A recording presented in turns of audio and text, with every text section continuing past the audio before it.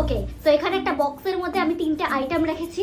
এবার তোকে এই 3টে সেম আমাদের কাছে আরেকটা পেয়ার করে আইটেম রয়েছে, সেই আইটেমগুলোকে তোকে সেম মানে যেখানে যেটা রয়েছে তোকে সেভাবে ম্যাচ করে রাখতে হবে। আচ্ছা ঠিক আছে। ওকে, তো চলো স্টার্ট। ফার্স্টে আমি মা দুর্গাকে দিয়ে শুরু করতে চাই। ওকে। মা দুর্গা বাঁচিয়ে দিও। কোথায় হতে পারে মা দুর্গা? মা দুর্গাকে আমি মাঝখানেই রাখছি। ডগি, ডগি কোথায় হতে পারে?